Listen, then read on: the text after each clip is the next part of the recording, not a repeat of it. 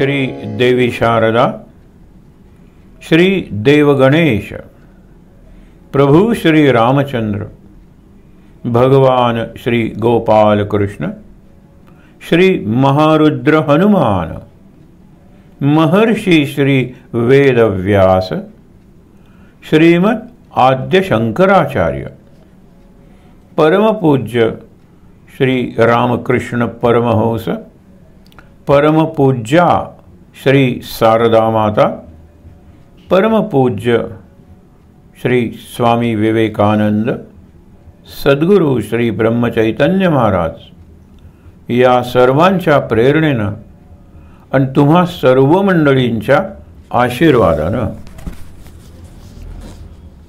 काल आपण विवेकानंद जयंती असल्यामुळे विवेकानंदांच्या जीवनातले प्रसंग बघितले। जयंती असल्यामुळे त्यांचं लहानपण, त्यांची किशोरावस्था आणि आपण म्हणतो ज्याला अरुणावस्था म्हणजे टीन एज पिरियड, ते ज्यावेळेला कॉलेजमध्ये गेले त्यावेळेला 17-18 वर्षांचे होते आणि त्याच वेळेला तो प्रसंग घडला।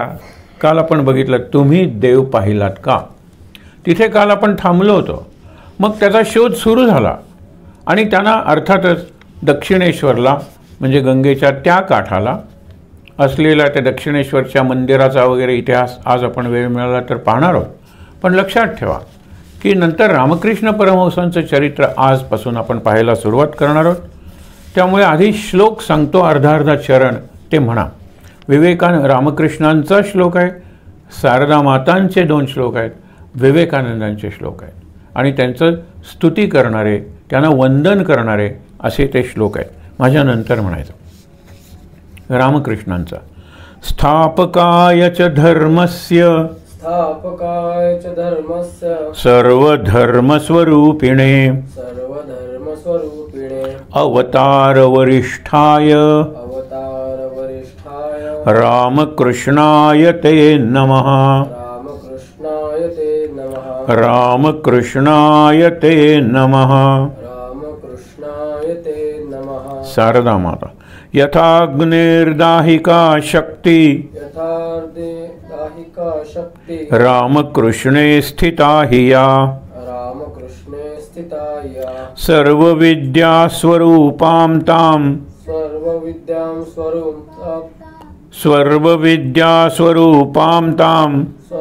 विद्यास्वरूपां तां शारदां प्रणमाम्यहम्।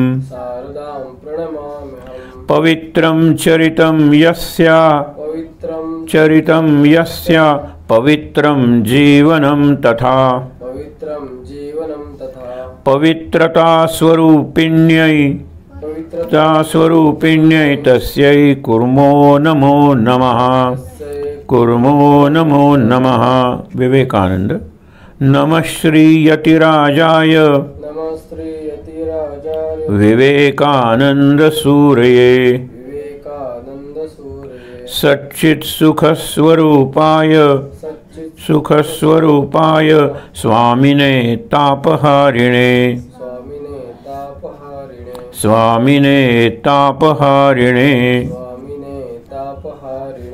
सगळे ताप जाऊन शांती मिळण्यासाठी या तिघांचं आपण समोर आज प्रतिमा ठेवलेल्या आहेत। मध्ये अर्थातच रामकृष्ण आहेत। रामकृष्णांच्या डाव्या बाजूला आणि उजव्या बाजूला विवेकानंद आणि शारदा माता यांची आपण स्थापना केलेली आहे। सर्वसाधारणपणे रामकृष्णांचे जे मठ आहेत, जी उपासना केंद्र आहेत, तिथे अशीच रचना केलेली असते। अत्यंत शांत पवित्र, त्यांच्याकडे बघितल्यानंतर सुद्धा आपल्याला फार पुण्य आपण मिळवलं आहे, शांत झालो आहे, धन्य झालो आहे असा आपल्याला अनुभव येतो। एक लक्षात घ्या की ज्यावेळेला मी रामकृष्ण अगदी पहिल्यांदा विषय मांडायला सुरुवात केला, रामकृष्ण विवेकानंद, तेव्हा माझ्या एका जाणत्या मित्राने की ज्याचा अधिकार आहे उपासना मार्गात अधिकार आहे, मार्गदर्शक आहे एका अर्थाने तो आम्हाला, त्यांनी सांगितलं की विचार कर आधी की तुझ्यात किती % रामकृष्ण आहेत आणि किती % विवेकानंद आहेत। त्यांच्या त्या प्रश्नाचा अर्थ मला कळला नाही। नंतर चरित्रांचा विचार करायला लागलो। रामकृष्णांचं चरित्र हे जास्त आध्यात्मिक अंगाने जातं, उपासनेच्या परमार्थाच्या अंगाने जातं। विवेकानंद उपासना करतातच, आध्यात्मिक तर आहेतच, पण समाजकार्य विवेकानंदांच्या माध्यमातून रामकृष्णांनी समाजकार्य केलं। पण स्वतः रामकृष्णांनी असं समाजात जाऊन त्यांच्या माध्यमातून अनेक जण तयार झाले, त्यांनी समाजकार्य केलं. पण ज्यावेळेला त्यांची अवतार लीला चालू होती त्यावेळेला बंगालमधली परिस्थिती कशी होती? थोड्याफार फरकानं आपण जर बघितलं तर परिस्थिती भारतातलीच तशी होती. पण बंगाल हा आपल्या दृष्टीने का महत्त्वाचा आहे? कारण 1600 साली, इसवी सन 1600 साली ईस्ट इंडिया कंपनी ही ब्रिटिशांनी पहिल्यांदा कलकत्त्याला स्थापन केली. लक्षात घ्या, बाकीच्या ठिकाणी ते नंतर पसरले, पण पहिले 100-150 वर्ष व्यापार सर्वत्र करत होते. पण ज्याला वखार म्हणतात, त्यांचा मुख्य असे एक भांडार, स्टोअर म्हणतात, तो कुठे होता?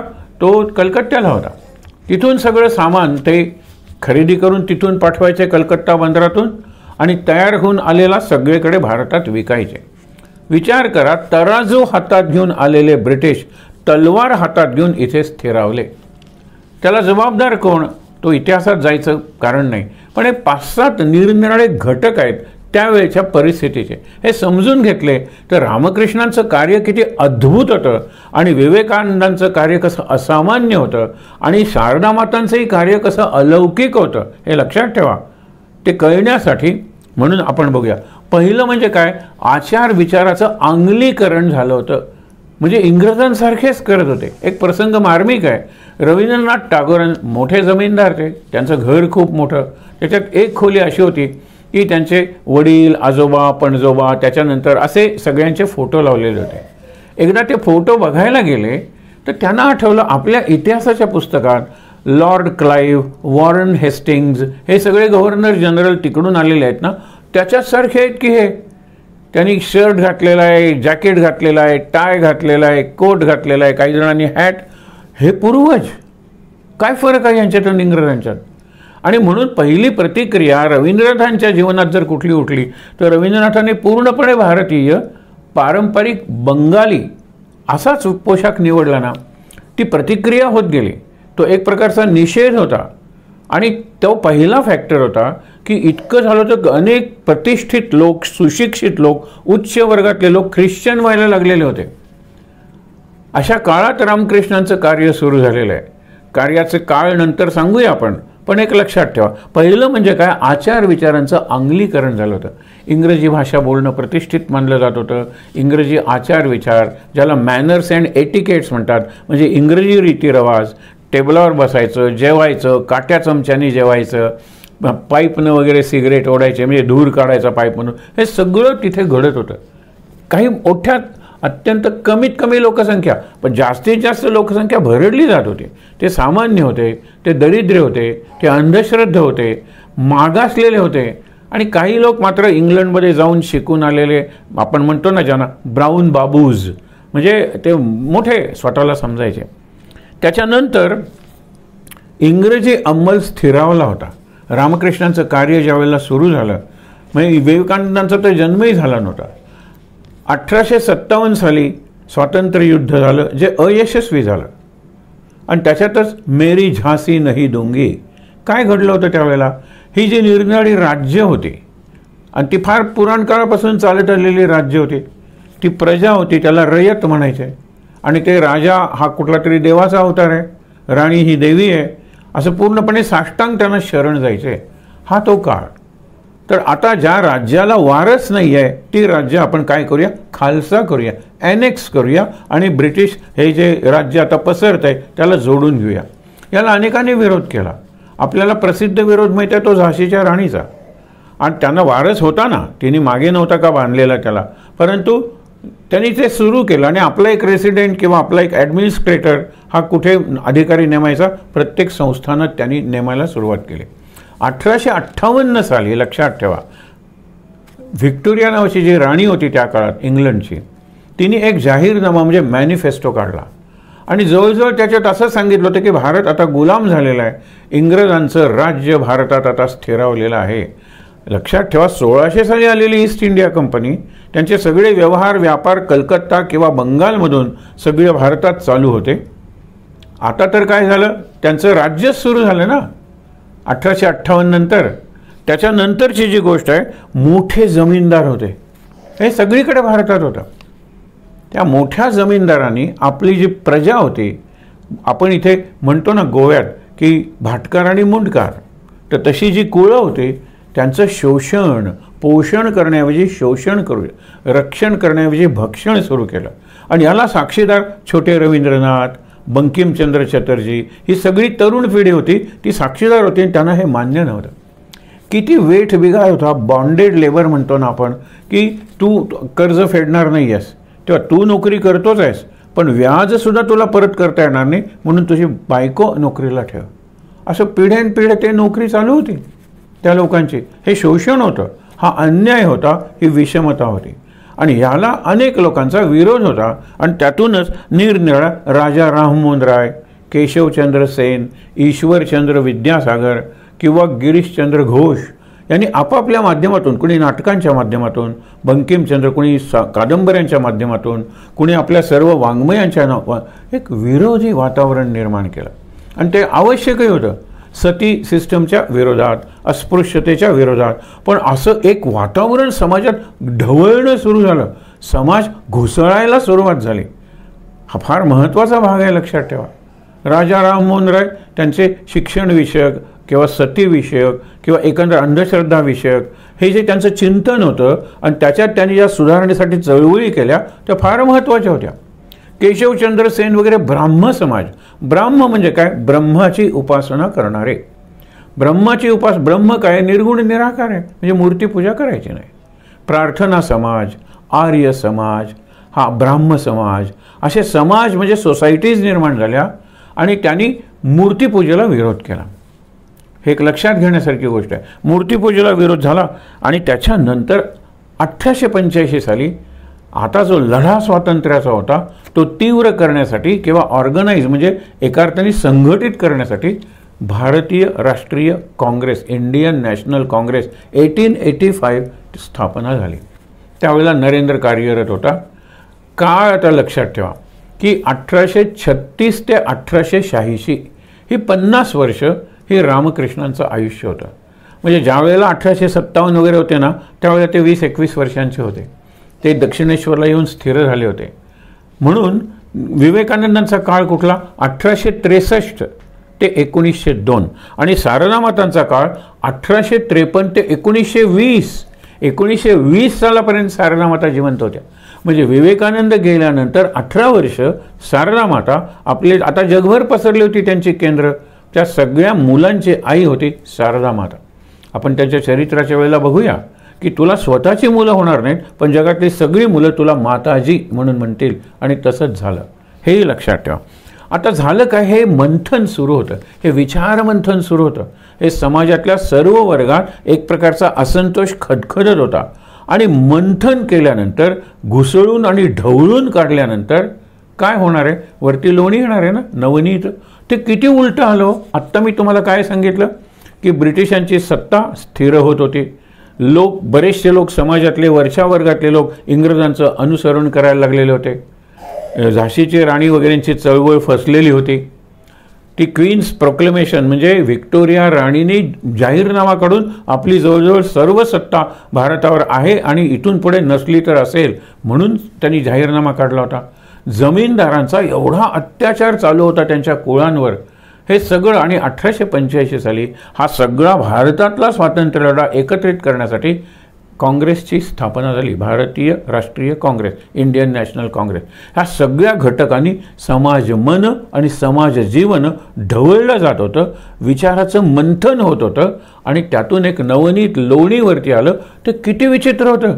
याला विरोध करणारं, हे मान्य करून याला विरोध करणार होता एक रामकृष्ण परमहंस. मूर्तीपूजेला विरोध असणारी मंडळी, हे रामकृष्ण म्हणजे साक्षात कालीमातेशी त्यांचा सगळा व्यवहार होता की ती तर मूर्तीपूजाच होती. केशवचंद्र सेन वगैरे, ईश्वरचंद्र विद्यासागर ही मंडळी जी प्रागतिक मताची होती, प्रोग्रेसिव्ह आपण म्हणू शकतो. आणि हे तर काय कपडे आहेत नाहीत, कसे तरी पूर्णपणे भावावेशात असायचे बऱ्याच वेळेला. आणि कालीमातेशी त्यांचा साक्षात व्यवहार असायचा. त्यांचं एका अर्थाने आध्यात्मिक नेतृत्व या आत्ता सांगितलेल्या विचारवंतांनी समाजातल्या मान्य केलं. नंतर नरेंद्रनी तर काय या सगळ्यांना आपल्यात डिपवूनच टाकलं. नरेंद्र 63 साली जन्मला आणि ज्या वेळेला ह्या घटना घडत होत्या त्यावेळेला तो कॉलेजमध्ये वगैरे असा होता की म्हणजे सगळ्यांना तो संवेदनशील अशा मनाने या सर्व घटनांकडे पाहत होता. म्हणून इतिहासकारांनी नोंद केलेली आहे की एका निराळ्याच प्रकारचं घुसळण चालू होतं, पण वरती लोणी आलं ती त्या नियतीची इच्छा होती.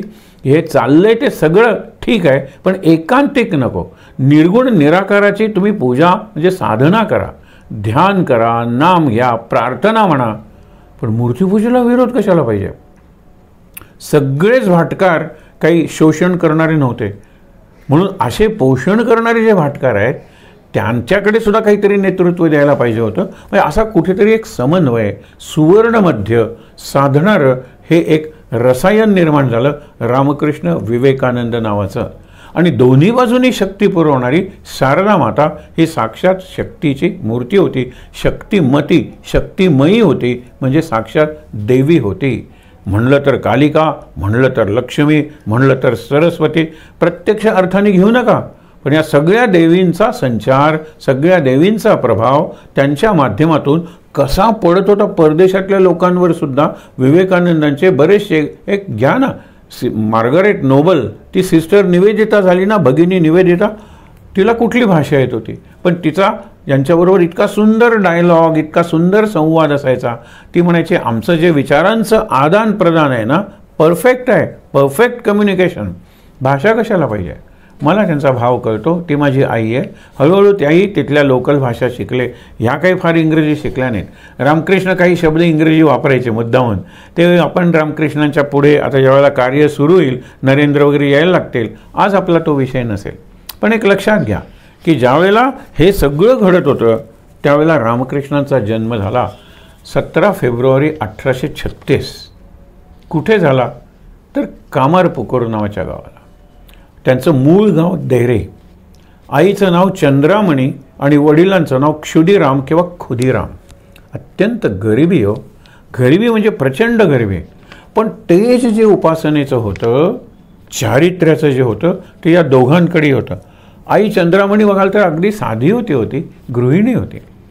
ती बाकीचे गृहकृत्य दक्ष होती, पण पैसाच नसायचा.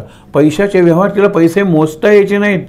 लिहिणं वाचणं तर सोडाच, पण लोकांची सेवा करायची आणि लोकांना ती अत्यंत हवीशी वाटायची. तिच्यातून सुद्धा एक देवीचा अंश आपल्यापर्यंत येतोय ही लोकांची श्रद्धा होती. पण खरं कौतुक करायचं तर रामकृष्णांच्या वडिलांचं, क्षुदीराम. बघायला गेलं तर ते भिक्षुकीसुद्धा काय नीट मिळालं नाही, अत्यंत गरीब. अशा वेळेला देरे नावाच्या गावी त्यांना त्यांच्या एका जमीनदार अशाने, त्यांचं तेज काय होतं सांगू, ते रस्त्याने जायला लागले ना तर रस्त्यातले लोक बाजूला व्हायचे आपोआप आणि खाली मान घालून अदबीनं त्यांना नमस्कार करायचे. हा एक भाग होता. ते ज्यावेळेला तिथे एक तळं होतं, त्या तळ्यात हे जर अंघोळीला उतरले तर बाकीचे सगळे लोक तळ्याच्या बाहेर जायचे. कुणी सांगितलेलं नव्हतं. ते अस्पृश्यता वगैरे असं काही पाळत नव्हतं, पण तेज होतं. हे त्या तेजाला अभिवादन होतं सगळ्यांचं. त्याच्यानंतर ते नाम घ्यायला लागल्यानंतर त्यांची उपासना तशी रामाचीच होती.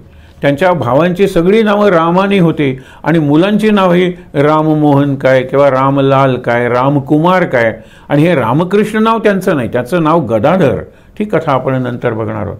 पण सत्यवचनी म्हणजे इतके सत्यवचनी होते की पुढे ज्यांनी त्यांना ती जमीन आणि छोटीशी झोपडी जमीन कसली झोपडी बांधण्यापुरती जागा दिली होती, त्यांनी सांगितलं कोर्टात माझ्या बाजूने साक्ष दे. ते म्हणाले असत्य मी बोलणार नाही, तुम्ही तुला हद्दपार करतो.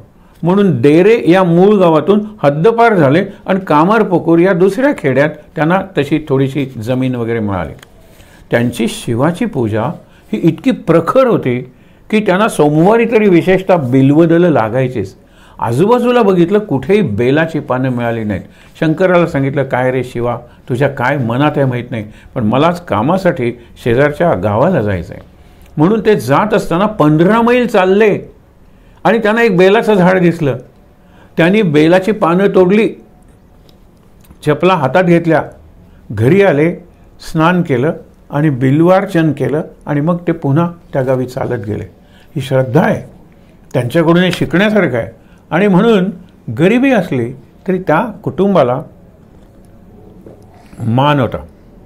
ते चट्टोपाध्याय, बंदोपाध्याय, मुखोपाध्याय ही त्यांची मुळं नावं. आणि त्या नावातून त्याला म्हणायला काय लागले बँजू. बंदोपाध्यायाला म्हणायला त्या बॅनर्जी झालं. चाटज्यू त्यांचं चॅटर्जी झालं, मुखज्यू त्यांचं मुखर्जी झालं. हे असं शारदामणी आणि यांचे नाव चट्टोपाध्याय म्हणजे आणि मुखोपाध्याय अशीच होती, उपाध्याय घराणी होती ती. पण काय गरिबी आणि दान वगैरे घ्यायचं नाही. आणि अत्यंत सत्यवचनी असल्यामुळे दरारा होता, पण लोकांच्यात फार तशी लोकप्रियता अशी नव्हती, आदर होता खूप. तर हे सगळे क्षुदिराम एकदा ते यात्रेला गेले होते. त्यांचं तसं वयही झालेलं होतं, इतर मुलंही होती. तिथे गयेला गेले. तिथे गदाधराचं मंदिर आहे. गदाधर म्हणजे विष्णू, गदा कौमुदकी गदा असं गदाधराचं. तिथे त्या बाहेर मंदिराच्या बाहेर झोपलेलं असताना त्यांना दृष्टांत झाला की मी तुझ्या घरी अंश रूपाने येणार आहे. रामकृष्णांचा जन्म झाला. त्यांचं नाव गदाधर ठेवलं. त्याच प्रवासात त्यांना एका झाडाखाली रामशिला, जशा आपण म्हणतो ना निरनिराळ्या प्रकारचे दगड असतात, उभा असला की आपण म्हणतो की हा हे शिवलिंग आहे, गोल वगैरे असं आहे, हा गणेश आहे. आणि एक विशिष्ट प्रकारचा दगड गंडकी नदीत विशेषतः सापडतात, शाळीग्राम. शाळीग्राम म्हणजे विष्णू. तशीच त्यांना रघुवीर शिला मिळाली. तेव्हापासून तर रामाचा जप सुरू केला त्याने. नाव हे गदाधर ठेवलं. आता हा जो गदाधर होता त्यांचं लहानपण आहे ना, ह्या तिघांचंही लहानपण बघा. म्हणजे ही सुद्धा भावल्यांनी जी खेळायची ना, खेळताना त्यांचे जे काही प्रसंग आणि संवाद आहेत ते आपण 4 दिवसानंतर ज्यावेळेला शारदामातांचा विषय सुरू होईल त्यावेळेला बघूया. हे अत्यंत खोडकर होते आणि अत्यंत कलावंत होते. तसेच विवेकानंद सुद्धा, त्यांच्या खोड्या आपण काल थोड्या पाहिल्या, पण केवढ्या कला होत्या. यांच्यातही त्याच कला होत्या. त्यांनी काय सांगितलं, शिक्षण मला आवडत नाही, गणित तर मला बिलकुल आवडत नाही.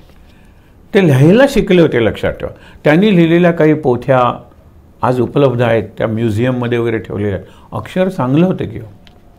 पण नंतर ते म्हणाले सही कधी आयुष्यात करणार नाही, कारण सही करायला म्हणजे कुठेतरी पगार वगैरे घेतला पाहिजे, कुठला तरी आर्थिक व्यवहार केला पाहिजे, बरोबर आहे ना. भात भाजी भाकरी मिळवणारी विद्या मला नको, आणि डाळ तांदूळ म्हणजे दक्षिणा. पूर्वी आपण आता अजूनसुद्धा भटजी आले की सत्यनारायणाला तांदूळ वगैरे आपले देतात की नाही, तेही नको. म्हणून मी भिक्षुकी करणार नाही आणि मी शिकणार तर नाहीच, आणि जे शिकलोय ते विसरून जाईन, आणि मुख्य म्हणजे सही कधी करणार नाही, काही लिहिणार नाही. त्यांच्या आईला पैसे मोजता येत नव्हते, ह्यांनी कधी पुढे पैशाला स्पर्श केला नाही. ही परीक्षा पुढे नरेंद्रनी बघितलेली आहे. त्यावेळेला काय होते, हे गुरु सारखे होते. अनेक तरुण त्यांच्याकडे जायला लागले होते. त्यांनी गुरुची सेवा म्हणून कामं वाटून घेतलेली होती. म्हणजे एक दिवस एका गुरुबंधूंनी, म्हणजे त्यांचे शिष्य म्हणा, शिष्य म्हणजे अनुग्रह वगैरे तसं काही दिलं नाही. नंतर एक प्रसंग घडला, तो आपण नंतर पाहणार आहोत. त्याला कल्पतरू दिवस म्हणतात आणि अजूनही तो साजरा केला जातो 1 जानेवारी. 1 जानेवारी 1886. त्याच ऑगस्टमध्ये ते गेले. म्हणजे मृत्यूपूर्वी 7 महिने कलकत्त्याच्या काशीपूर उद्यानात हा प्रसंग घडला. दुर्दैवानं त्यावेळेला नरेंद्र तिथे नव्हता, पण नरेंद्रला सगळंच देऊन मी फकीर होऊन आता पुढे जातोय असं त्यांनी सांगितलेलं आहे. माझं सगळं मी तुला दिलेलं आहे. असू दे. आत्ता आपण काय बघत होतो की ज्या वेळेला त्यांना नरेंद्राची त्या दिवशी सेवा होती, म्हणजे झाडायचं, पुसायचं आणि मुख्य म्हणजे बिछाना नीट करायचा. आणि हे करण्यासाठी वेळ किती, ते गंगेला स्नानाला जायचे आणि परत यायचे. समोरच आहे नदी, अगदी जवळ आहे तिथे. त्या नदीला त्या भागात हुगळी म्हणतात, तिथेच ती समुद्राला मिळते, पण गंगा असते. त्यावेळेला त्यांच्या मनात एक विचार आला नरेंद्रच्या की हे एरवी म्हणतात पैशाला मी स्पर्श करत नाही, स्पर्श केला तर मला त्रास होतो, बघूया ना यांची परीक्षा. म्हणून बिछाण्याखाली त्यांनी 1 रुपया ठेवला. त्यावेळेला चांदीचा रुपया असायचा. चांदीला रूप म्हणतो ना आपण, आणि म्हणून त्याला रुपी म्हणायला लागले. रुपया हा शब्द पूर्वीचे चांदीचे असे रुपये अजूनही काही जणांच्या घरात असतात. फार सुंदर बंदा रुपया टॉस केला तरी असा आवाज यायचा, छान होतं ते. तो ठेवला खाली. बघूया आता काय होते. हे स्नान करून आले आणि त्यांचं पलंग, मी त्याला पलंगडी म्हणलेलं आहे. मोठा पलंग मंचक वगैरे श्रीमंतांचा असतो असं नाही, एक छोटासा पलंग. त्याच्यावर ते बसले मात्र, आणि एखादा विंचू किंवा सर्प चावावा तसे एकदम उठले. त्यांचं अंग असं वाकडं झालं आणि म्हणाले, बघा रे त्या बिछाण्याखाली काय आहे का. नरेंद्रनी पाय धरले, म्हणाले, मी बघत होतो तुमची परीक्षा, त्याच्या खाली नाणं ठेवलेलं आहे. ते नाणं काढलं ना, बिछाण्याखाली ठेवलेल्या नाण्याचा स्पर्श. त्यांना याची काहीही कल्पना नव्हती. पण ज्याला आपण म्हणतो ना की पॅथॉलॉजिकली म्हणजे त्यांचं रक्तच, त्यांच्या रक्तातल्या पेशीसुद्धा काही गोष्टी नाही म्हणजे नाहीच, पैशाला स्पर्श नाही, पुढे पुढे तर धातूलाही स्पर्श नाही. पण एक लक्षात ठेवा, 50 वर्षाचं आयुष्य असलं ना तरी शेवटपर्यंत ते 5 वर्षांच्या मुलासारखे निरागस होते, निष्पाप होते आणि एका अर्थाने अनाघ्रात होते. म्हणजे हे जे जीवन आहे त्या जीवनातले जे हातखंडे, छक्के पंजे, फसवणुकी याचा त्यांना स्पर्श झालेला नव्हता. कितीतरी त्यांचे प्रसंग आपण बघूया. म्हणजे पुढचा एक प्रसंग आहे, सहज सांगतो, की त्यांना कोणीतरी सांगितलं की कलकत्त्याला 8 मजली इमारत बांधलेली आहे एखाद्या मनोऱ्यासारखी, मला पाहायला जायचं आहे. आणि हातपाय आपटायचे, मला पाहायला जायचं आहे. त्यावेळेला नावेतून यावं लागायचं. अजूनही नावेतून जातात लोक, आता पूल झाला आहे, पण तरीसुद्धा कलकत्त्याला आले. आणि तो दिसल्यानंतर एवढे आनंदात उड्या मारायला लागले, टाळ्या वाजवायला लागले.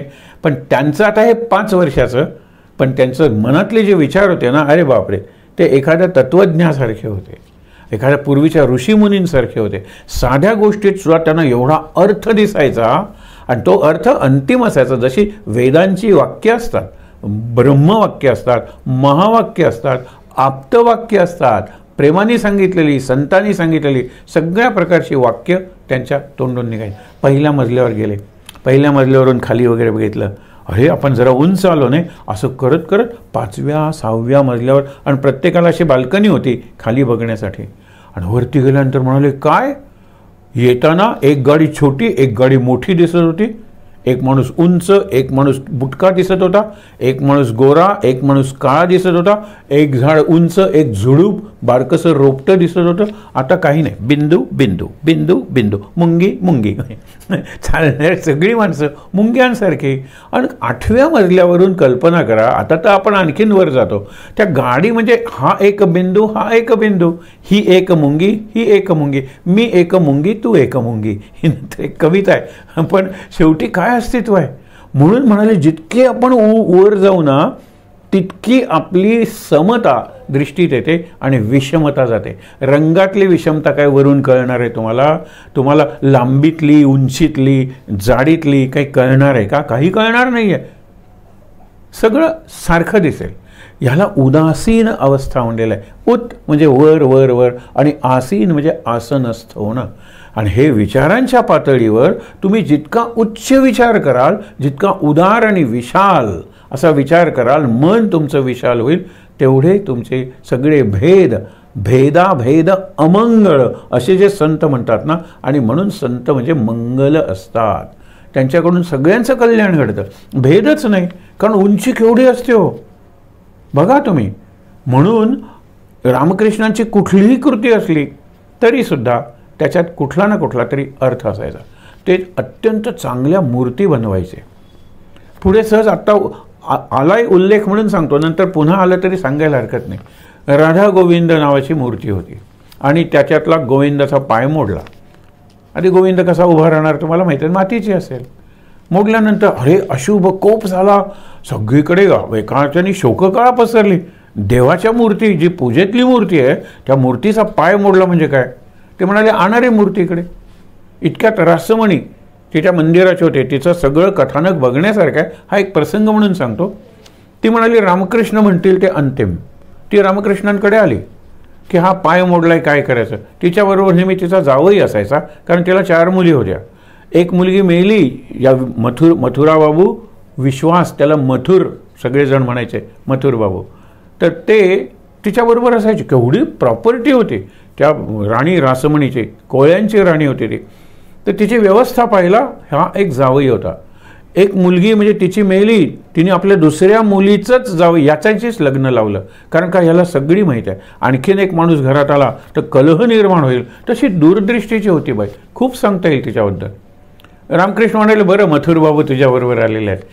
मथुर बाबूचा जर पाय घसरून मोडला तर तू त्याचं विसर्जन करून नवीन जावई आणणार का गं?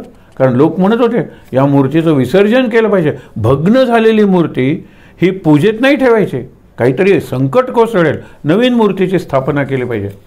तर ती म्हणाली, नाही नाही, आम्ही हॉस्पिटलमध्ये जाऊ, प्लास्टर वगैरे सगळं घालू ना, म्हणते ना थोडं प्लास्टर आणून मी हा पाय दुरुस्त करतो, रिपेअर करतो, पुन्हा पहिल्यासारखं करतो. पण लोकांच्या मनातली भीती जर जाणार नसेल तर नवीन मूर्ती आणून स्थापना करा.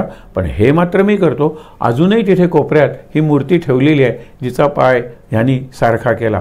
मूर्तिकाला त्यांना माहीत होती नृत्य काय सुंदर करायचे, बेभान व्हायचे ते नृत्य करताना.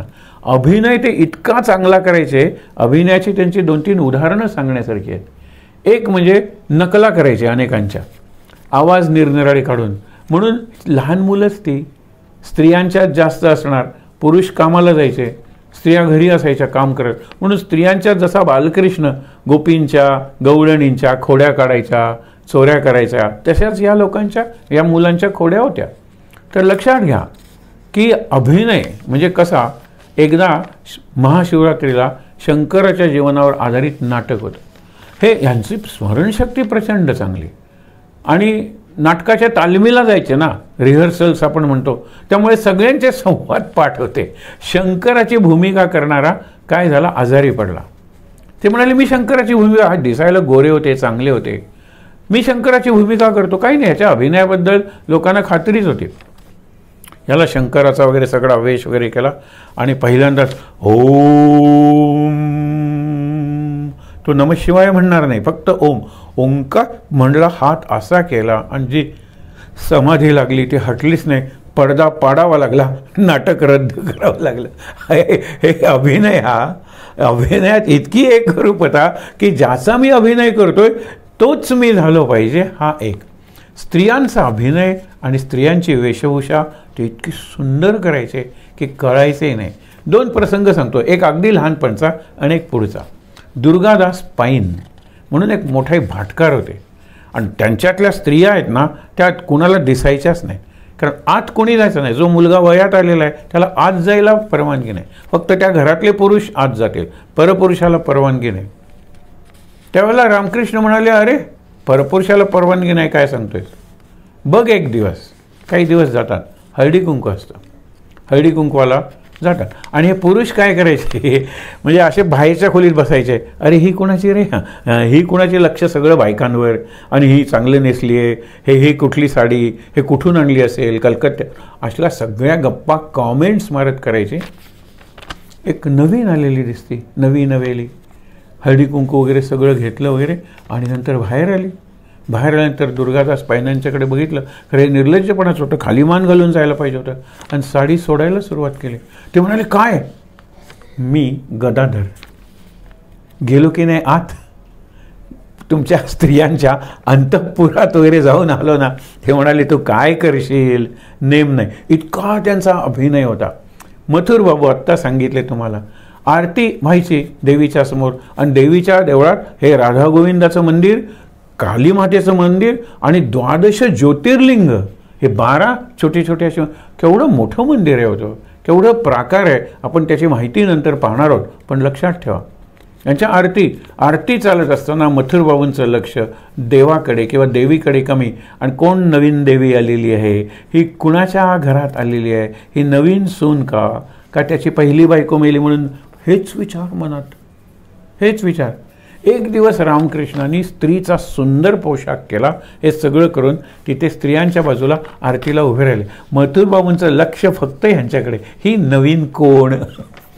नंतर मथुरबाबूंना समजलं की हे रामकृष्ण होते. असा अभिनय निरनिराळ्या प्रकारचे. आणि तुम्हाला सांगतो की लहानपणापासून त्यांना भावावेश यायचा, भाव समाधी लागायची. पहिल्यांदा काय झालं, एक दृश्य पाहून, नंतर काय, एक गीत, त्या गीताचा अर्थ ऐकून, नंतर तो शब्द ऐकला तरीसुद्धा ते कुठेतरी कालीमातेशी. हे जरा पुढचा प्रसंग आहे, पण पहिले 2 लहानपणी, एक 7व्या वर्षी, नंतर 11व्या वर्षी बांधावरून निघाले होते. आणि स्त्रियांना हा बरोबर असलेला, कारण तो नकला करायचा, तो गाणी म्हणून दाखवायचा, नृत्य करून दाखवायचा, करमणूक करायचा, हा बांधावरून जात होता. बांधावरून जाताना काळे ढग आले, बगळ्यांची माळ फुले अजूनही अंबरात, आपण म्हणतो ना तशी बगळ्यांची माळ. त्यांना ते दृश्य दिसल्यानंतर कॉन्ट्रास्ट आहे ना, काळे ढग आणि पांढरे बगळे, आणि बगळे उडतायत, ढग वाऱ्यावर तरंगतायत, ढगही वाहत आहेत. हे सगळं बघितल्यानंतर ती शक्ती किती दिव्य असली पाहिजे असा विचार मनात आला आणि हे बांधावरून खाली पडले. शेतच होतं, लागलं नाही, पण लोकांना काय वाटलं, ह्याला फिट आली असेल, आणि म्हणून त्यांनी पाणी वगैरे आणून केलं. पण पहिलं लोकांनी केव्हा दृष्ट लागली असेल म्हणून त्याची दृष्ट काढली, प्रार्थना केली आणि मुख्य म्हणजे लोकांनी सांगितलं ह्याला काहीतरी औषध दिलं पाहिजे कारण याला फिट्स येतात. त्या फिट नव्हत्या, तो भावावेश किंवा भाव समाधी होती, ती चल समाधी होती, जाता जाता लागायचं.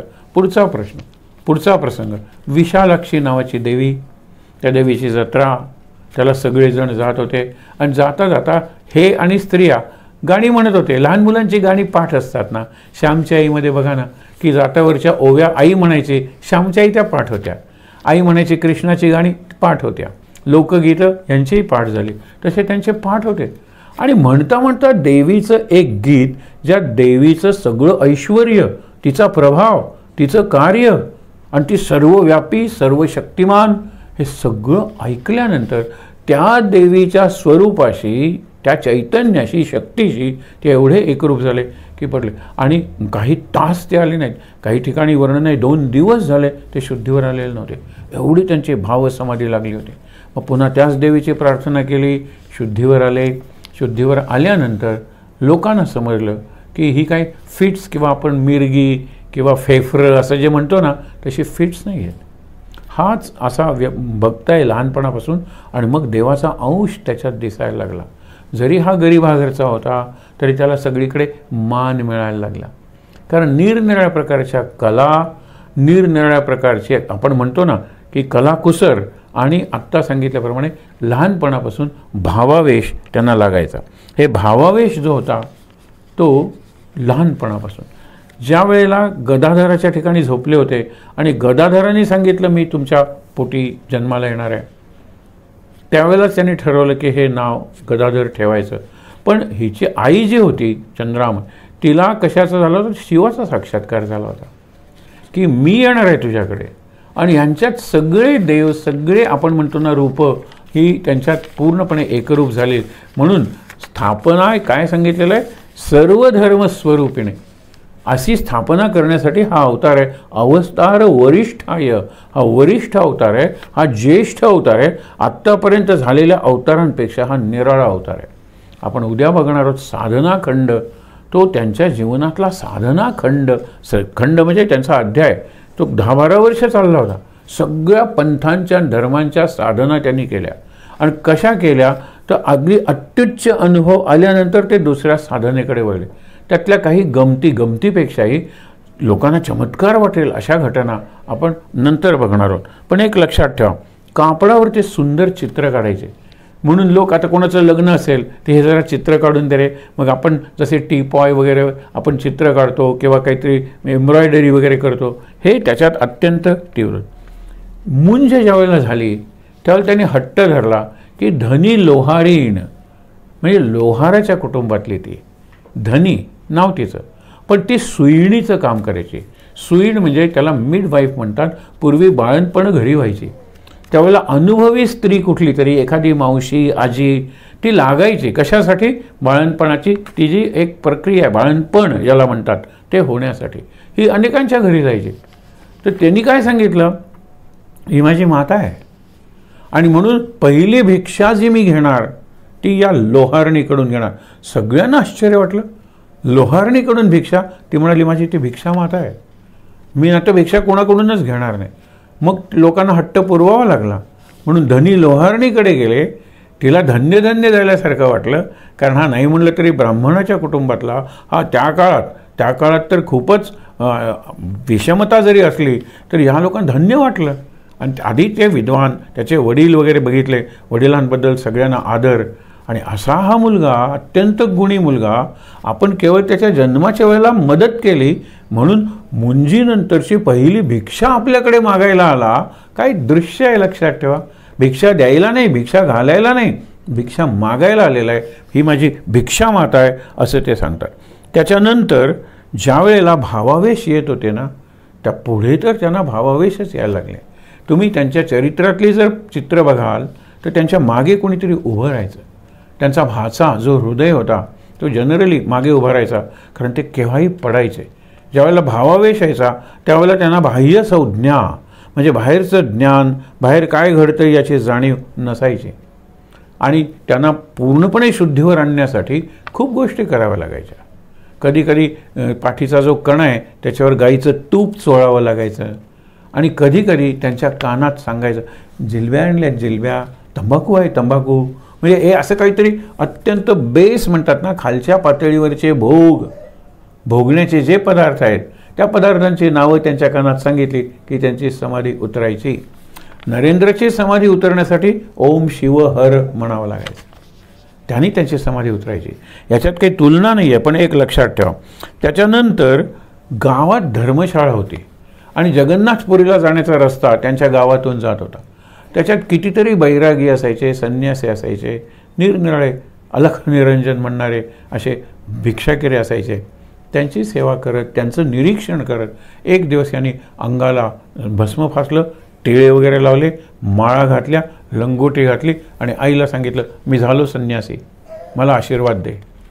हे नाटक असेल, पण आईला भीती वाटली, कारण लहानपणापासून त्याच्यात जे गुण दिसत होते ते कुठेतरी अशात ईश्वरी अंश आहे, देवाचा अंश आहे, म्हणून आपल्याला हे सगळे गुण दिसत होते. त्यांची आत्या जी रामशिला होती तिच्या अंगात देवीचा संचार व्हायचा. तेव्हापासून यांच्या मनात होतं हा भावावेश म्हणजे लोकांना वाटायचं पहिल्यांदा भूताचा संचार आहे की काय, ह्याला भूतानं पछाडलं की काय, नंतर ह्याला फिट्स येतात की काय. नंतर त्यांना कळलं याच्यात देवाचा अंश आहे आणि हा संचार पुढे तर देवीशी साक्षात व्यवहारच सुरू झाला. त्याची एका अर्थानं पूर्वतयारी लहानपणी होत होती. आता हे सगळं झालं. लग्न हा त्यांच्या जीवनातला खास प्रसंग आहे, तो आपण नंतर बघणार आहोत. पण लक्षात घ्या 18 वर्षाचं अंतर होतं. हा मुलगा आपला शिकत नाही आहे, हा मुलगा नोकरी करत नाही आहे, त्याचं काय होणार. मोठा भाऊ रामकुमार हा कलकत्त्याला गेला होता, तिथे भिक्षुक वगैरे करत होता. तोही तेजपुंज होता आणि निरपेक्ष निस्पृह, एवढी दक्षिणा द्याल तर मी येतो असं काही नाही, तुम्हाला शक्य असेल ज्यांनी तुम्हाला संतोष वाटेल असं काहीतरी द्या, म्हणून ते प्रसिद्ध झाले होते. रामकुमार म्हणाले की मला आता अनेक ठिकाणी बोलवणं येतं, ह्याला बोलवून घेऊया की. म्हणून रामकृष्णाला बोलवून कलकत्त्याला घेतलं. कलकत्त्याला आल्यानंतर त्याने पहिल्यांदा सांगितलं भात भाजी भाकरी डाळ तांदूळ असं मी कुठलंही काम करणार नाही आहे, बाकीचं काम कर. बाकीचं कुठलं काम करणार आहे, कुठल्या तरी देवा त्याच्यात पुजारी हो, पगाराचं वगैरे काय जे असेल ते मी बघून घेईन सगळं. आणि अशा वेळेला राणी रासमणी म्हणून जी होती, आता इथे तिचं चरित्र पाहण्यासारखं आहे. ती राणी का होती, राजचंद्रदास म्हणून तिचे जे होते ते धनाढ्य असे कोळी होते, मासेमारी करणारे आणि खूप श्रीमंत होते. तिथे जी कोळ्यांची जमात होती ते त्याला राजा म्हणायचे आणि हिला राणी म्हणायचे. रासमणी हे तिचं नाव. ही करारी स्त्री होती, गंभीरपणे जीवनाचा विचार करणारी होती, तेजस्वी होती, स्वाभिमानी होती आणि मुख्य म्हणजे दूरदृष्टीची होती. एक दूरदृष्टी तुम्हाला सांगितलं की ज्यावेळेला हा मथुरबाबूची मुलगी ते जावई होता ना, तो मेल्यानंतर हा दुसऱ्या कोणाशी तरी लग्न करेल आणि ह्याला आपल्या प्रॉपर्टीची, आपली जी सगळी संपत्ती आहे इतकी सुंदर व्यवस्था लावलेली आहे म्हणून आपल्या खालच्या 4 मुली होत्या, तिला मुलीचं लग्न तिने मथुरबाबूंशीच लावून दिलं. मला वाटतं की ह्याच्यात दूरदृष्टी होती त्याची, केवढी प्रॉपर्टी होती आणि ती किती करारी होती हे समजण्यासाठी 2-3 प्रसंग बघा. तिचा मोठा वाडा होता आणि दरारा होता, सगळेजण तिला राणीच म्हणायचे. तर 2 इंग्रज पोलीस शिपाई दारू पिऊन वाड्यात शिरले, मस्ती करत. मग काही बोलायला लागले, वाटेल ते राणीबद्दल वगैरे बोलायला लागले. ही तलवार घेऊन आले आणि म्हणाले 1 पाऊल पुढे टाकलं तर तुकडे तुकडे करेन.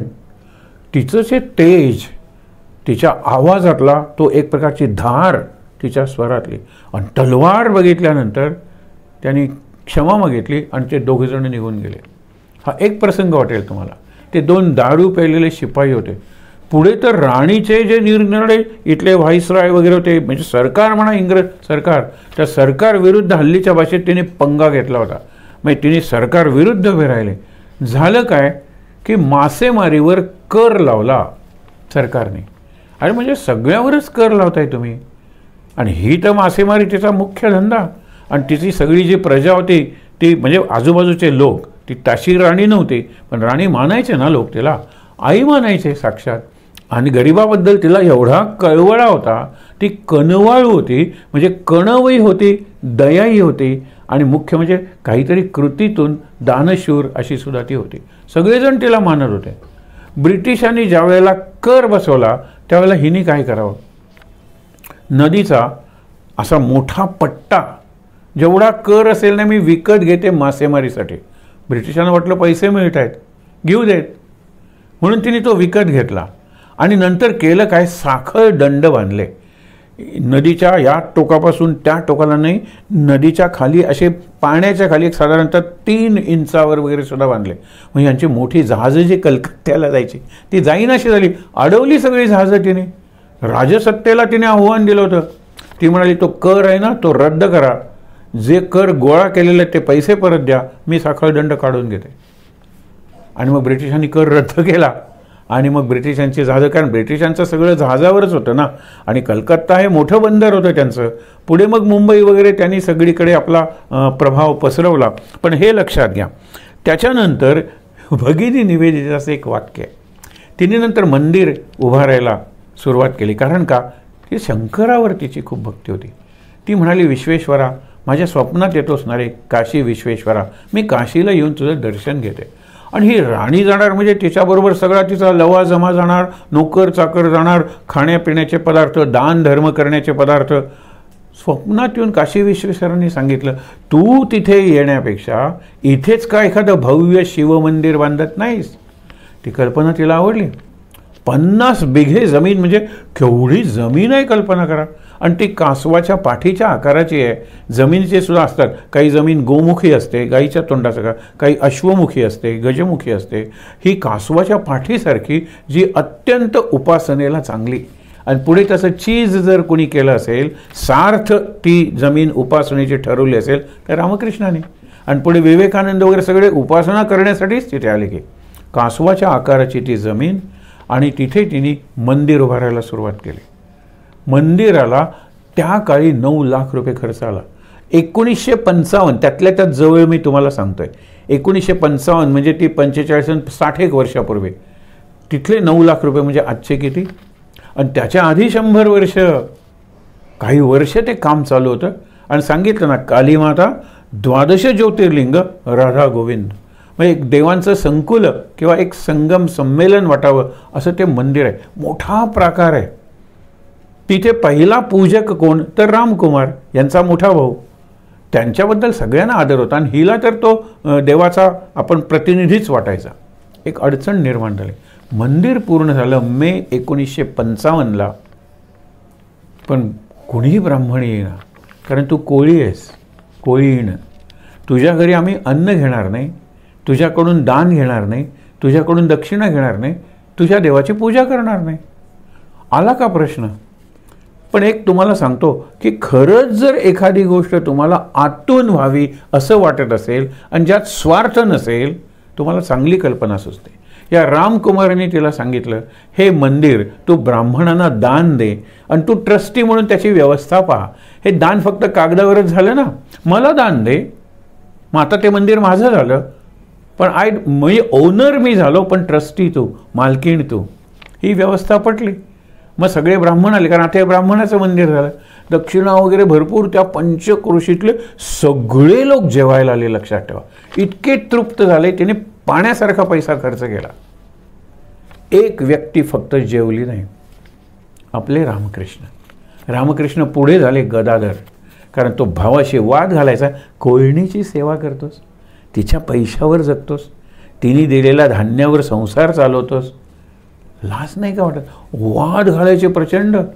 त्या दिवशी सगळेजण महाप्रसाद घेतला आणि ह्यांनी मात्र थोडे तांदूळ घेतले, गंगेच्या पाण्यात शिजवले. गंगेच्या पाण्याला ते ब्रह्मवारी, जसं ब्रह्मसरोवर आहे ना तसं, आणि त्याच्यातून ब्रह्मपुत्रा नदी निघते ना, तसे हे ब्रह्मवारी आहे, म्हणजे ब्रह्माचं पाणी आहे, अत्यंत पवित्र.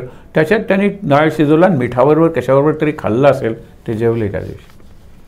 नंतर किती बदल झाला. त्या कालीमातेच्या उपासनेने त्यांच्यात एवढा बदल झाला की त्यांनी भिकाऱ्यांच्या घरी सुद्धा जाऊन जेवलेले आहेत. पुढे तो प्रसंग बघणार आहोत. कुणाकडून आश्चर्य वाटेल पुढे, म्हणजे आश्चर्य म्हणजे खरंच आश्चर्य वाटेल असं हे चरित्र आहे. ज्यावेळेला त्यांनी बघितलं की भंगी लोक इतरांचा मैला म्हणजे विष्ठा डोक्यावरून नेत आहेत, यांनी केस वाढवायला सुरुवात केली.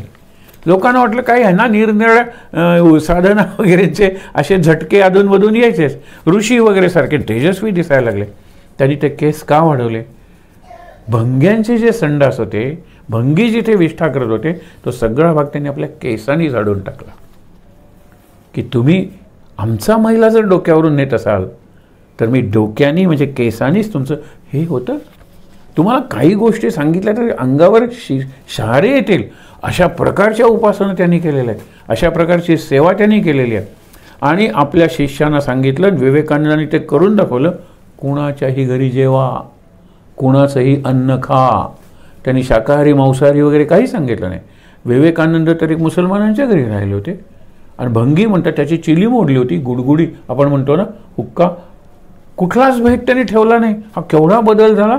ज्यावेळेला ज्या देवीच्या सेवेमुळे ते रामकृष्ण झाले, त्या देवीची प्राणप्रतिष्ठा होती, त्या दिवशी सगळे जेवले, तृप्त झाले. ह्यांनी ब्रह्मवारी म्हणजे स्वतःचा स्वयंपाक स्वतः करून जेवले. मी नाही त्या कोळणीच्या घरी जेवणार, पूजा करणं तर दूरच होतं. शेवटी आता माझं मंदिर झालंय ना, ते मोठ्या भावाने सांगितलं, तू आता इथे पूजा कर. तो सगळ्या पूजेचा सगळा कालखंड आहे ना, तो आपण नंतर बघणार आहोत. राणी रासमणी, राणी रासमणीने किती दूरदृष्टी त्याची, 2,26,000 रुपये त्या काळातले एवढी जमीन प्रॉपर्टी तिने विकत घेऊन या मंदिराच्या खर्चासाठी दिली. त्यावेळेला आपल्याकडे सुद्धा काही आणे स्क्वेअर मीटर किंवा काही रुपये स्क्वेअर मीटर अशी जागा होती काही वर्षांपूर्वी. त्या काळात 2,26,000 रुपयांची जमीन, त्याच्यात असलेली माडांची वगैरे झाडं खरेदी करून ते सगळं उत्पन्न या मंदिराच्या व्यवस्थेसाठी लावलं. आणि तिला देवीपेक्षा, शंकरापेक्षा, त्या राधा गोविंदापेक्षा रामकृष्ण जिवंत देव वाटायला लागले. कुठलीही गोष्ट रामकृष्णानं विचारल्याशिवाय ती करायची नाही. एकदा आरती चालू होती, भजन म्हणायला सांगितलं.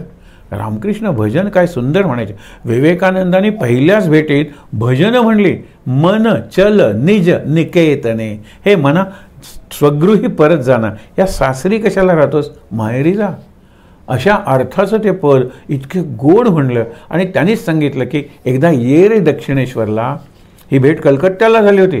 त्यांचे गृही भक्त म्हणजे गृहस्थ भक्त होते, त्यांच्या घरी भेट झाली होती. आणि अशाच एका भक्ताकडे जात असताना आपले महाराज गुरुच्या शोधात असताना भेटले नव्हते का रामकृष्णांना. रस्त्यात नमस्कार केला. त्यावेळेला त्यांनी सांगितलं, तू स्वतःचा खून कर. बघा, ते सांगितले, अर्थ काय त्यांना कळणार. त्यावेळेला ते 12 वर्षांचे असतील, 12-13 वर्षांचे महाराज. ते कृष्णाकाठी जाऊन बसले आणि तिथे आल्यानंतर चैतन्य सगळे रामदासी संप्रदायातले रामकृष्ण आले, हे नाहीत ते. आणि त्यांनी सांगितलं, कशाला शोध घेतोय, शोध थांबव. येळेगाव मराठवाड्यातलं तिथले तुकाई चैतन्य, ते तुझे गुरु आहेत, तिकडे जा. आता यांना पत्ता मिळाला, ते त्यांना शोधत आले. शोधत आल्यानंतर त्यांनी पहिला वाक्य कुठलं उच्चारलं, ये तुझा खून करतो. काय म्हणजे कधी कधी वाटतं काय की ज्याला कॉस्मिक माइंड म्हणतात किंवा कलेक्टिव्ह कॉन्शियसनेस, विश्वमनं, सगळी मनं एकमेकाला जोडलेली आहेत. आणि तुम्हाला सांगतो आता इंटरनेटिंग तुमचं काय आहे, कॉम्प्युटर्स, मोबाईल्स, लॅपटॉप्स जोडलेले आहेत एकमेकाला. आता इथच्या पुढचं इंटरनेट असेल ना, ते ह्युमन ब्रेन्स, आणि त्यातून काय घडेल ते सांगता येत नाही. आज सायंटिस्ट चक्रावलेले आहेत. मागे सहज एक तुम्हाला उदाहरण सांगायला हरकत नाही. ज्या काळात रामकृष्ण विवेकानंद जन्मले आणि त्यांनी कार्य केलं, त्याच्यापेक्षा काही म्हणजे 100-150 वर्षांनी आपण पुढे आलेलो आहोत. रामकृष्णांनी आपल्याला वचन दिलं आहे, 200 वर्षांनी मला वायव्येकडे पुन्हा यावं लागणार आहे. त्या 200 वर्षातली 1886 बघा ना, 1986, 100 वर्ष झाली, 14 आणि 22, 30 म्हणजे 130 वर्ष झालेली आहेत त्यांना जाऊन. त्यांनी सांगितलं 200 वर्षांनी वायव्येकडे, वायव्य म्हणजे आपला जो भाग आहे, वायव्य प्रांत म्हणजे पाकिस्तान वगैरे जो भाग आहे, त्या भागात मी पुन्हा येणार आहे. सोडा, महाराजांनी सांगितलं होतं मी पुन्हा येईन, सूक्ष्म रूपात येईन, 12 वर्षांनी येईन. त्याप्रमाणे आले ना महाराज, वाणी रूपात तात्यासाहेबांच्या तोंडातून ते बोलायला लागले. तर इथे बघा, महाराजांची एवढी तयारी होती, त्या वाक्यावर ते विचार करत होते, तू स्वतःचा खून कर. इकडे तुकाई म्हणतात ये तुझा खून करतो, त्यावेळेला महाराज काय म्हणतात, तुम्ही कशाला खून करता, मी माझा प्राण तुमच्या पायावर अर्पण करतो म्हणून महाराजांनी लोटांगणे, मीच माझा जीव देतो ना, तुम्ही कशाला करता. आणि मग ती पहिली परीक्षा होती आणि त्या परीक्षेत महाराज खरंच चांगलं पद्धतीने उत्तीर्ण झाले. असू दे, सगळे सद्गुरू असतात ना, निरनिराळे अनुभव येतात त्यांना, पण त्यांचा अभ्यासाचा एकच प्रकार असतो हे लक्षात ठेवा. उपासना वगैरे अगदी एक असते. ज्या वेळेला आता पूजा सुरू झाली तिथे रामकृष्णांच्याकडे, आणि अर्चक म्हणजे पुजारी म्हणून त्यांचं नवीन भूमिका जीवनात सुरू झाली. इथे आता रामकृष्ण खरे घडले. रामकृष्णांची लीलाभूमी जिथे त्यांनी निरनिराळ्या प्रकारचे प्रसंग घडवले, नरेंद्र घडवला, नरेंद्रचे इतर गुरुबंधू घडवले. 16 जण होते, 14 का 16 जण होती ती मंडळी. आणि काय अधिकार होता हो. नरेंद्रनी पुढे सांगितलं अमेरिकेत मी केंद्र सुरू केलं, तिकडे तू जा. गेली मंडळी ही. त्यांनी विचारली नाही, अरे बाबा माझा अभ्यास काय. सगळ्यांचं इंग्रजीवर नाही म्हणलं तरी प्रभुत्व होतं. लेखन करणारी मंडळी होती, चांगली प्रवचनं करणारी, आणि आपला जो एकंदर वेदांताचा विचार आहे, आपल्या संस्कृतीचा परिचय करून देणारे हे राजदूत होते, जसे विवेकानंद होते, ambassador of Indian culture. Sister निवेदिताचं एक वाक्य आहे लक्षात ठेवा. राणी रास म्हणे, आपण म्हणतो ना की हे मंदिर जर दक्षिणेश्वरचं झालं नसतं ना तर रामकृष्णच झाले नसते, रामकृष्ण झाले नसते तर विवेकानंदच झाले नसते, विवेकानंद झाले नसते तर पश्चिम राष्ट्रांना भारतीय संस्कृतीचा परिचय कुणी करून दिला नसता. हे सिस्टर निवेदिताचं वाक्य आहे. पण त्याच्या पूर्वी जाऊन राणी रासमणी झाली नसती तर ते मंदिरच झालं नसतं. एक लक्षात ठेवा. पण हे असंच होणार होतं, हे असं होणार होतंच, हे लक्षात ठेवा. आता पुढचा जो भाग आहे त्यांच्या जीवनातला तो आपण उद्या बघणार आहोत. पण तरीसुद्धा रामकृष्णाने अर्चकपद म्हणजे पुजारी पद स्वीकारलं. किती दिवस त्यांनी पूजा, त्यांनी सांगितलं मी सोन्याला हात लावणार नाही आहे, हे देवीचे दागिने वगैरे जे सगळे आहेत ना, म्हणून त्यांचा भाचा जो हृदयराम होता त्या हृदयाने सांगितलं मी दागिन्यांची पैशाची वगैरे सगळी व्यवस्था बघतो. मग ते तयार झाले आणि पूजा करत असताना त्यांनी ज्या निरनिराळ्या प्रकारच्या उपासना केल्या, तो साधनाखंड जो जवळजवळ एक तप चालला, त्यांनी कुठल्या साधना केल्या, कशा साधना केल्या, आणि त्याच्यात त्यांना अंतिम अनुभव आला म्हणजे काय झालं, आणि त्यातून ते तयार झाले. आणि नंतर ते विवेकानंदांना वगैरे बोलवायला लागले, या रे माझ्या बाळानो, या रे माझ्या मुलानो, किती वाट बघतोय मी. तर पहिल्या मजल्यावर जायचे जिथे नौबत खाना होता, म्हणजे ढाल तोशे आरतीच्या वेळेला वाजवतात. आपल्याकडे सुद्धा जुन्या मंदिरांना अजून मंदिराचे जी कमान आहे त्याच्या बाजूला 2 खोल्या असतात आणि तिथे ते बसून वाजवतात. आता आपण फार पुढे गेलेलो आहोत. बटन दाबल्यानंतर जे ढाण ढाण वाजायला लागतं, लहान मुलं घाबरतात आणि म्हाताऱ्या माणसांना नाही म्हटलं तरी काही ठोके चुकतात, इतकं कर्कश असतं ते.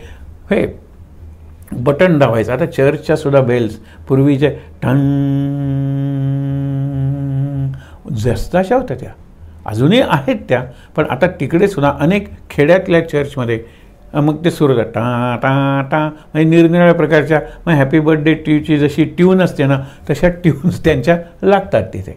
हे बटणं दाबून आपण देवाला जागं करतो, बटन दाबून आपण लोकांना सांगतो आता प्रार्थना आहे या रे बाबांनो. ही बटणं दाबण्याची संस्कृती आपण अध्यात्माच्या क्षेत्रात, पूजेच्या क्षेत्रात सुद्धा आणलेली आहे. अध्यात्माच्या म्हणून आहे कारण अध्यात्माला खरं कशाचीच गरज नसते. हे दाखवणारं चरित्र आहे ते रामकृष्णांचं चरित्र आहे. म्हणून उद्यापासून आपण आरंभ करणार आहोत की हा जो पुजारी त्यांना लाभलेला आहे तो पुजारी पुढे पूज्य बनलेला आहे. राणी रासमणीला फक्त आतून कळत होतं. एक प्रसंग सांगून आपण थांबूया. आरतीनंतर तिने सांगितलं भजन म्हणा, आणि भजन ऐकताना तिच्या डोळ्यातून एरवी पाणी यायचं आणि ते म्हणायचे हीच खरी भजन ऐकते. त्या दिवशी रामकृष्णाने भजन अर्धवट सोडलं आणि तिला थोबाडीत मारले. राणीला मग ती प्रतिष्ठित होती ना, तिचा दरारा होता. थोबाडीत मारल्यानंतर तिने फक्त विचारलं का, आणि तिने का विचारण्याआधीच सांगितलं मला भजन म्हणायला सांगतेस आणि स्वतः कोर्टात असतेस. दुसऱ्या दिवशी एका मोठ्या प्रॉपर्टीबद्दलच्या केसचा कोर्टात निकाल होता आणि ती भजन लागेल ना निकाल आपल्या बाजूनी असा विचार मनात आल्यानंतर थोबाडीत मारली.